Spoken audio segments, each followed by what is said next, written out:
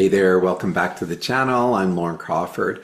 Today I want to talk to you about something that's been a profound revelation in my journey, why true mental fitness requires so much more than mindset work. When I first encountered the positive intelligence framework, I thought I was simply adding yet another tool to my professional development toolkit. Little did I know that the structured approach to managing my thinking patterns would evolve into something so much deeper and more transformative. Amazing.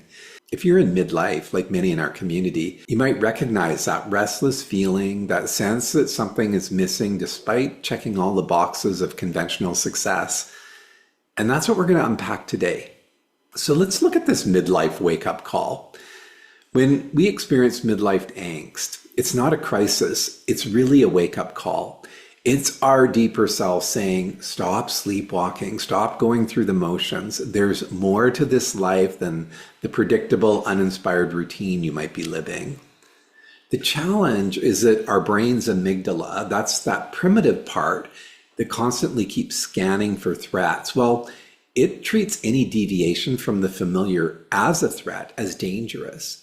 It's the ego wanting to remain in firm control. And this is precisely where traditional mindset work often falls short. So don't get me wrong, conventional approaches to mindset are valuable. I use them. They've helped us to recognize limiting beliefs, challenging negative thought patterns, and reframing from situations more constructively.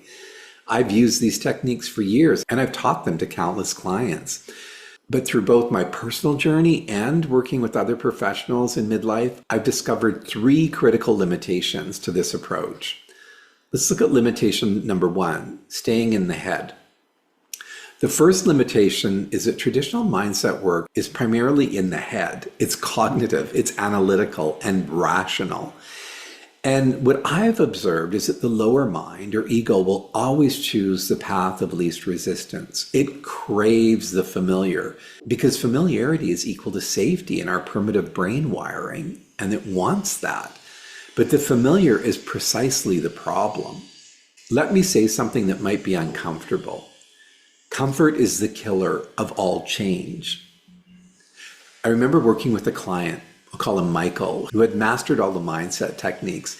He could identify his limiting beliefs instantly. He could use techniques to refrain from negative thoughts. He had an impressive collection of positive affirmations, but he remained stuck in these same patterns and he couldn't figure out why.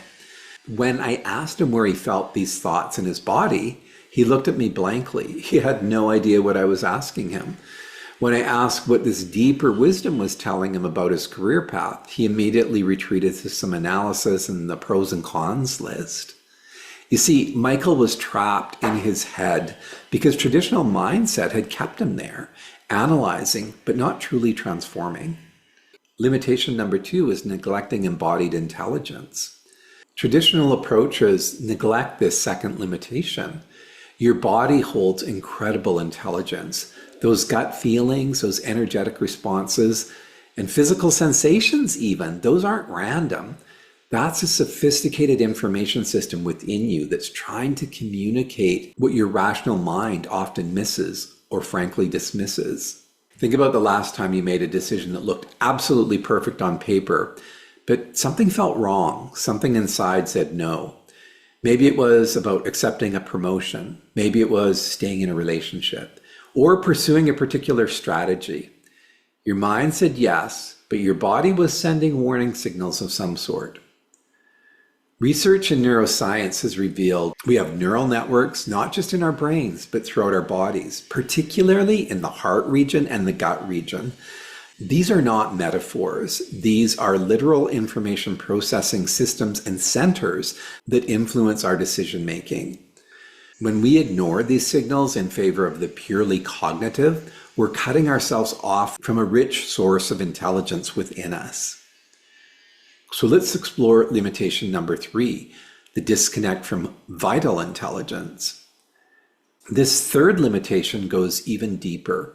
Traditional mindset work often disconnects us from what I call vital intelligence.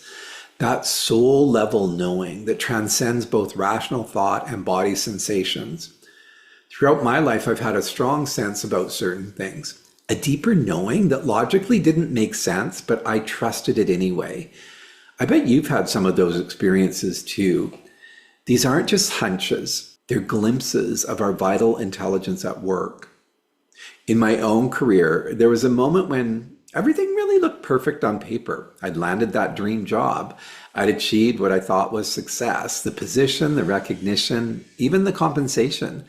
My mind was satisfied, and even my body wasn't sending warning signals.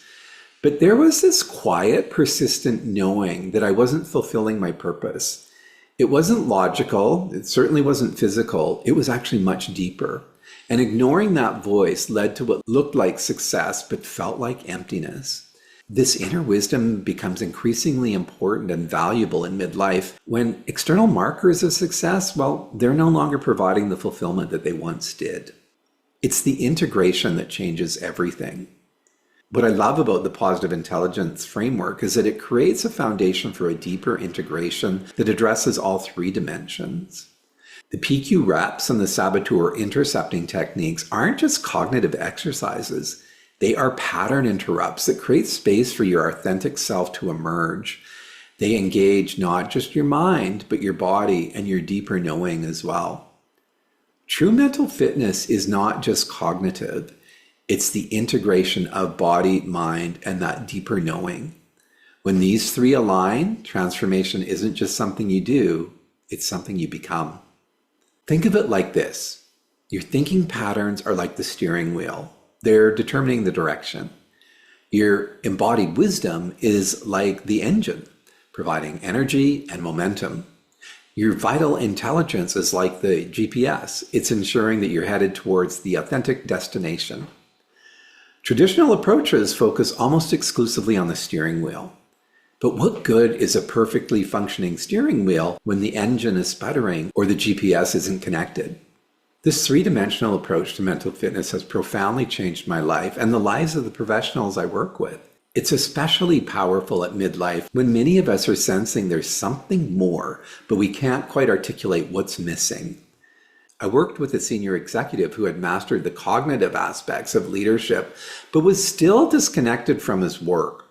Through our time working together, he learned to recognize the physical sensations when something was going well and he was making his best decisions, and to listen to that quiet voice of deeper knowing. The result wasn't just better thinking patterns, but a more coherent and vital relationship with all aspects of himself. His leadership transformed not because he had thought differently, but because he had accessed all three dimensions of his intelligence.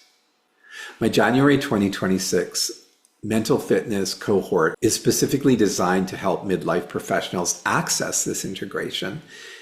If you're sensing that there's more to mental fitness than just changing your thoughts, you're onto something. You're absolutely right. And I'd love to hear from you in the comments. What aspect of traditional mindset work has felt incomplete for you? What are you sensing is needed beyond just shifting your thoughts? If this resonates with you and you'd like to explore how the three-dimensional approach might apply to your specific situation, I've included a link in the description to schedule a complimentary discovery call. Thank you for joining me today. Until next time, remember that true transformation engages all aspects of who you are, not just how you think, but how you feel and what you deeply know to be true. If you found this valuable, please go ahead and like the video, comment and share, and subscribe to the channel for more content on authentic professional development, as well as addressing midlife transition. I'll see you in the next one.